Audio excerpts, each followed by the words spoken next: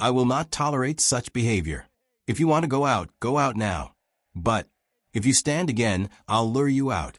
Make your mind up and then shut up and get out. Breaking. The Prime Minister just got thrown out of his own parliament on live TV in front of the entire world, and it took exactly 7 words to make it happen. What you're about to see is the most shocking political meltdown in modern British history. No edits, no cuts, just pure chaos captured in real time. And before this is over, you'll see why everything in UK politics just changed forever. Quick thing, if you want the full story on how power collapses this fast, hit subscribe now. Because what comes next will blow your mind. Wednesday, 12:15 p.m. Parliament. The chamber is full.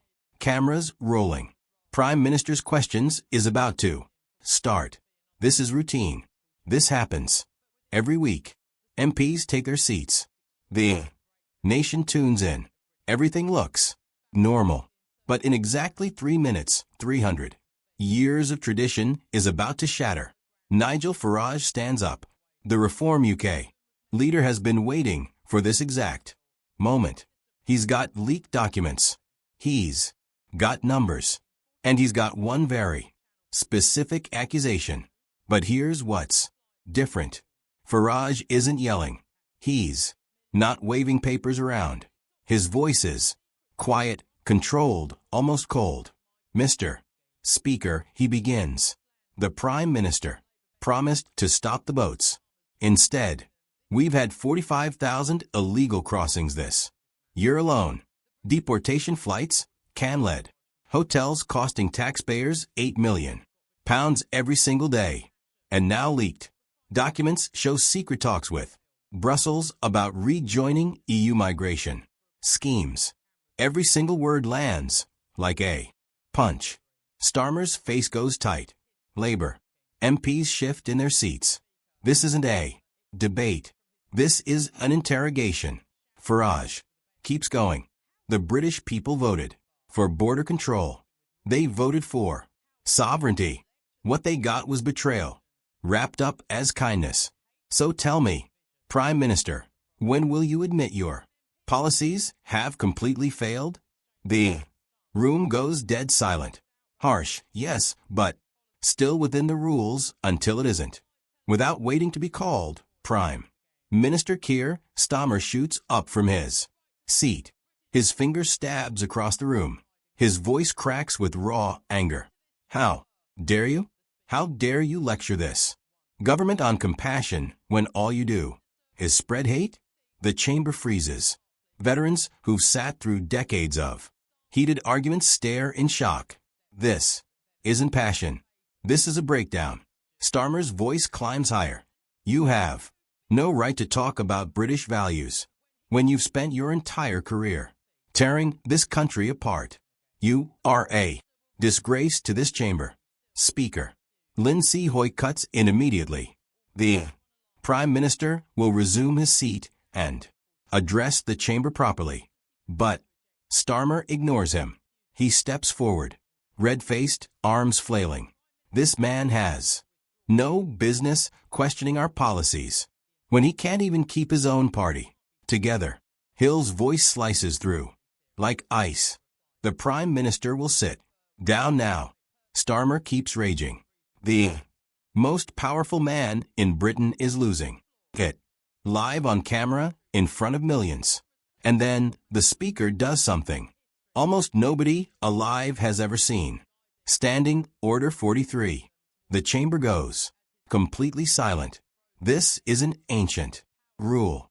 It gives the Speaker total authority to remove any member of Parliament who refuses to keep order, including the Prime Minister.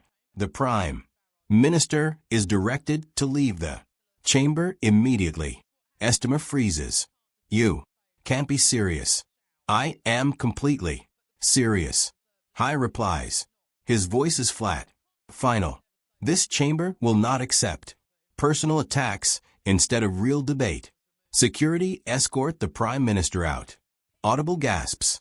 Camera shutters Fire, like gunshots. Two security officers walk towards the Prime Minister. Starmer looks around desperately. Nobody moves, not even his own MPs. They won't even look at him. This is outrageous, he mutters. But there's no strength left in his voice. The officers guide him toward the exit. His shoulders drop. His power drains away with every step. The Prime Minister of the United Kingdom walks out of Parliament, escorted like a troublemaker thrown out of a bar. Then Nigel Farage speaks again, still calm, still measured. This is what happens when politicians can't defend their failures. They explode, they break down. But the British people need leadership, not tantrums. The difference is brutal. One man in total control, one man in complete ruins. 60 seconds later, the footage hits social media. 5 minutes later, PM thrown out is trending worldwide.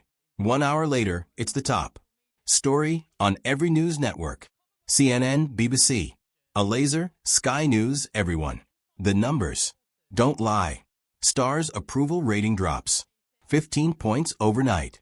In Labour's northern heartlands, the places that used to love him, the anger is vicious. Radio call-ins explode. If he can't control himself in Parliament, how can he run the country? One caller shouts. Focus groups use words like unhinged, unstable, embarrassing, even loyal. Labour voters start to turn. Meanwhile, ReformUK's website crashes from the flood of new sign-ups. Donations pour in. Farage holds a press conference outside Parliament that same evening, and his words cut deep. What we saw today wasn't just a loss of temper. It was a loss of authority, a loss of credibility, and a loss of the basic self-control you need to lead a country. The Prime Minister could have answered with facts. Instead, he chose rage. Britain is facing serious problems. Immigration, the economy, our future. We need steady hands, not unstable reactions. That clip gets 50 million views in 24 hours. International headlines call it a political earthquake. Commonwealth nations privately start asking questions about British stability. Back home, Labour enters full panic mode. Emergency meetings break out. Deputy Leader Angela Rayner reportedly calls Starmer an embarrassment. Possible replacements like West Streeting, yet Cooper, and David Lammy suddenly find themselves in the spotlight. The Conservatives, led by Rishi Sunak, demand a vote of no confidence. A Prime Minister who cannot control himself cannot control the country. Constitutional experts raise deeper questions. Can a Prime Minister who's been ejected by the Speaker still govern effectively? Has this expanded the Speaker's power too far? Did Starmer break the ministerial code for 48 hours? Starr says nothing. No speeches, no interviews, not even a tweet. Silence. And that silence lets everyone else write the story. ReformUK flood social media with side-by-side clips. Farage's calm versus Starmer's fury. The contrast is devastating. 1 week later, the polls are catastrophic. Labour collapses to 28%, their lowest since 2019. ReformUK surges to 23%, dangerously close to becoming the main opposition. The Conservatives climbed to 31%. And here's the most shocking stat. For the first time ever, Nigel Farage ranks second in Best Prime Minister polls, behind Sunak, but well ahead of Starr in Labour's old strongholds across the north. ReformUK is now leading in some areas. The political map of Britain is being redrawn in real time. The media piles on without mercy. The Guardian calls it a moment of madness. The Mirror asks, "What have you done, Kay?" Late night shows teared apart Comedians mock it. Memes flood every platform. Thrown out of Parliament becomes everyday language. But underneath the jokes, something darker is happening. Public trust in politics collapses to record lows. Only 23% of Brits say they have confidence in the system.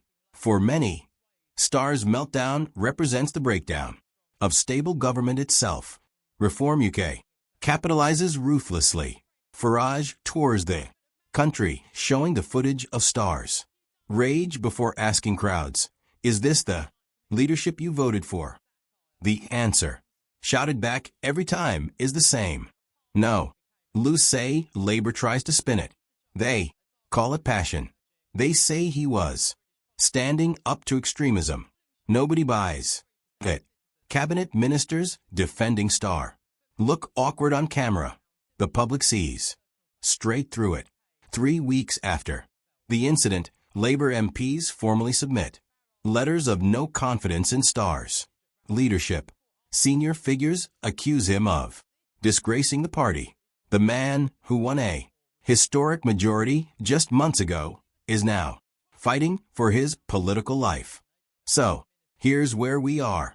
1 moment, 3 minutes, 1 explosion.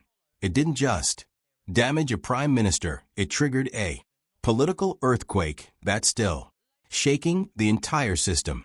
The old guard is crumbling. Something new is rising.